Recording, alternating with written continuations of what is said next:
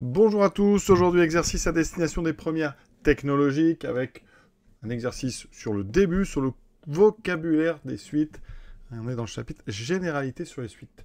Donc on considère le terme d'une suite, on vous donne tous ces termes-là, une liste donc ordonnée et numérotée, sachant que on va dire que le premier terme c'est U0, donc on numérote à partir de 0. D'accord? Je rappelle qu'une suite c'est une liste numérotée ordonnée de nombres réels.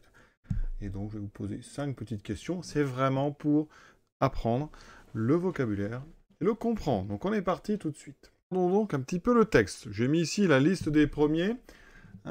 Vous avez ce qu'on appelle une liste ordonnée et numérotée. Alors, comment on l'a numérotée? Alors, ordonnée, on comprend bien, on va de gauche à droite. 10, c'est le premier terme, 21, le deuxième, 12, le troisième, etc., etc. On vous dit que U0 est le premier terme de cette suite. Alors, le premier terme, ici, ça veut dire que 10 est égal à U0. Donc U0 égale 10. Ce petit 0 qui est en bas à droite, on appelle ça un indice. D'accord? Donc 0, c'est l'indice du premier terme. D'accord? Donc 10, c'est donc le terme d'indice 0. On dit aussi le rang. D'accord? On va dire que le rang correspond au numéro. Le mot numéro, c'est pas un mot qu'on utilise beaucoup en mathématiques. D'accord? Donc on dira plutôt que ce terme, le 10, c'est le terme de rang 0. Et on va noter U ici 0 en petit, ou alors au début du chapitre, on mettra U avec le 0 entre parenthèses. D'accord? Donc vous rappelez bien, le rang, l'indice, c'est la position dans la liste qui dépend bien sûr du départ. Si on a numéroté à partir de 0, ça n'est pas pareil que si on numérote à partir de 1. Donc ici c'est 0, ça veut dire que le 21 sera le terme de numéro 2, numéro 3, etc. etc. D'accord? Et ensuite, eh bien maintenant vous connaissez le numéro, c'est donc le rang ou l'indice. Ça veut dire que 21, c'est le deuxième terme de la suite, mais pour nous, ça sera le terme de rang 1. Donc le rang ne correspond pas au nombre de termes. Il faut faire attention. Ça dépend vraiment du point de départ de notre numérotation. On écrira donc U1 ou alors U avec le petit 1 en bas égale à 21.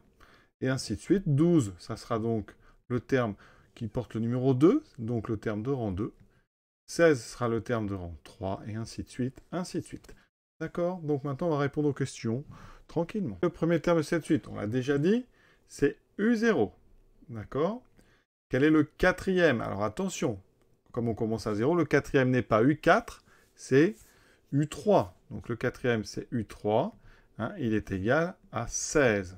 Et U0, je n'avais pas dit, il est égal à 10. Donc ça, c'est le premier terme, ça, c'est le quatrième terme. Vous noterez la différence ici entre la numérotation et la position dans la liste. Ensuite, deuxième question. Quel est le terme de rang 2? Le terme de rang 2, c'est celui qu'on notera U2, ou alors le U avec le 2 entre parenthèses. D'accord? Donc dans notre liste, il vient après U1, et donc après U0, c'est donc le troisième de la liste. U2 est égal à 2. Troisième question. U7, donc là, il faut continuer. Je cherche donc alors j'avais U3, donc là j'ai U4, U5, donc U6 et U7, vous voyez, c'est le terme de rang 7. J'ai numéroté jusqu'à 7 en partant de 0, c'est donc 48. Donc U7, je vais l'écrire comme ceci, c'est 48. Et on le note aussi, U avec position indicielle, U7. Combien vaut U9? Eh bien, il faut que j'aille deux termes plus loin. Le terme numéroté 9, c'est 37. Et on va le noter ici, U petit 9, mais on pourrait tout à fait le noter U9 entre parenthèses. Je vous dis, l'objectif, c'est progressivement d'arriver à une notation uniquement indicielle, le U avec le petit 9. Quatrième question, quel est le rang du terme 48? Alors 48, je l'ai ici, il est numéroté 7, on a déjà vu, c'est U7. 7 est le rang du terme 48. Du terme 38. 38, il est un petit peu plus loin dans la liste. Il n'y en a qu'un, donc c'est forcément de celui-ci qu'on parle. Alors, il y en a peut-être d'autres plus loin, mais nous, on fait avec ce qu'on voit. Donc, U7, U8, U9, U10, U11, U12. Je vais procéder avec les termes. Sinon, si je fais dans la liste des numéros, 9, 10, 11, 12. Donc, ici, le terme de rang 12, c'est celui qui vaut 38. Donc, c'est 12. Donc, c'est le rang du terme qui vaut 38. Des termes égaux. Eh bien, regardez, Alors, est-ce qu'on retrouve un autre 10? Oui, pour l'instant, il y en a. Alors, il y a certainement d'autres termes après, qui seront peut-être égaux, mais nous, je vous le dis, on ne connaît que ça. Donc, quels sont les termes égaux?